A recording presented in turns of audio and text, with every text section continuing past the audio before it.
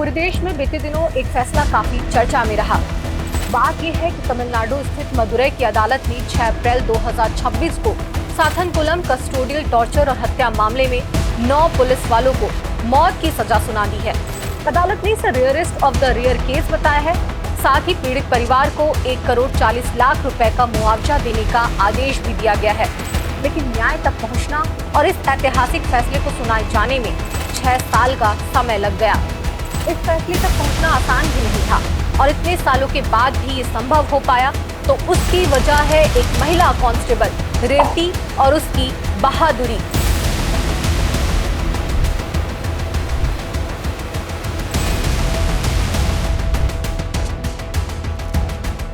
वे अकेली मुख्य गवाह थी जिन्होंने सच सामने लाने का साहस किया।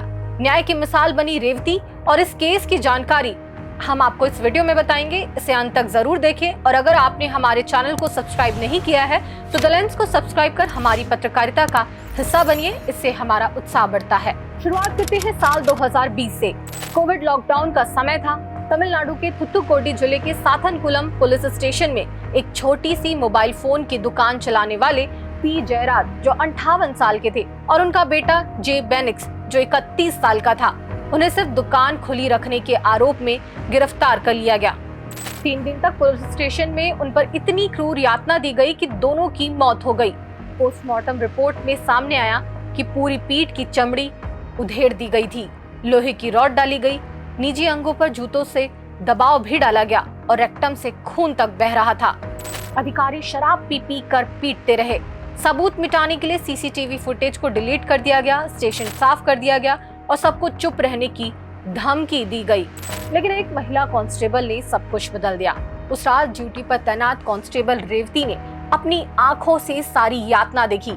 जब मजिस्ट्रेट भारती दासन इस मामले की शुरुआती जांच के लिए पुलिस स्टेशन पहुंचे तो रेवती उनके पास आई और बोली, सर, मैं आपको सब कुछ बताऊंगी, हर छोटी बड़ी डिटेल, वो सच जो छिपाया जा रहा है। लेकिन मैं 2 छोटी बेटियों की माँ हूँ। क्या आप मेरी बच्चों की और मेरी नौकरी की सुरक्षा की गारंटी दे सकते हैं? इसके बाद रेवती ने बिना डरे पूरा बयान दिया।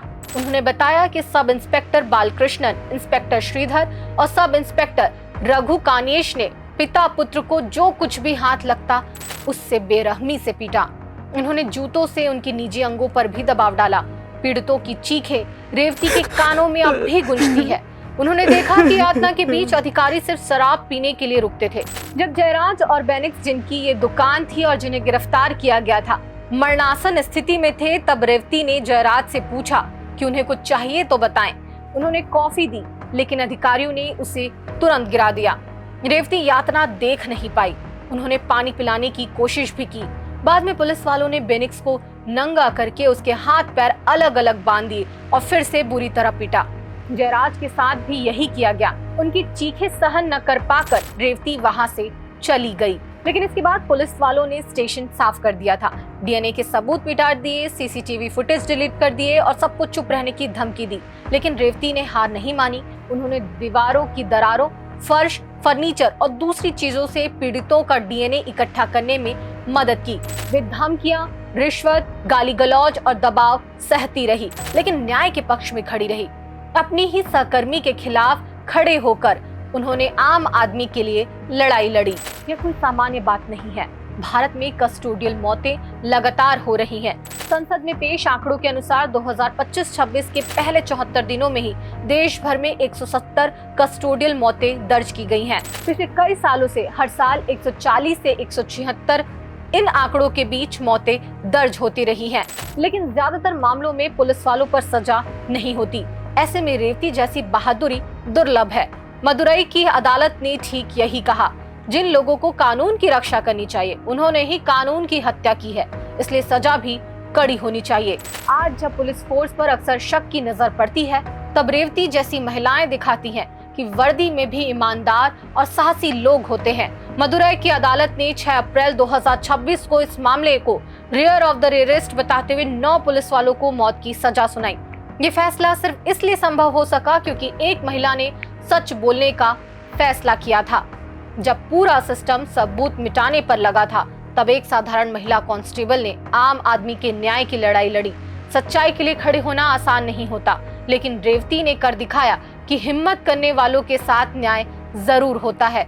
ये फैसला सिर्फ एक केस का नहीं बल्कि कस्टोडियल टॉर्चर के खिलाफ पूरे देश के लिए एक मजबूत संदेश है। आपको क्या लगता है, क्या देश में बेहतर पुलिसिंग सिस्टम की अब भी जरूरत है? अपनी राय हमें कमेंट में जरूर बताएं। अभी के लिए इतना ही। ज्यादा अपडेट्स के लिए चैनल को लाइक, शेयर और सब्सक्राइब करना ना भूलें। बेल आइकन दबा लीजिए ताकि ऐसे ही महत्वपूर्ण खबरों की अपडेट आप तक यूं ही पहुंचती रहे। मिलते हैं किसी और वीडियो में नए विषय के साथ। नमस्कार। देश दुनिया की रखी खबर हर रोज हर शाम कानो कान सुनते रहें द लेंस पॉडकास्ट। रही अपडेट लेंस के साथ।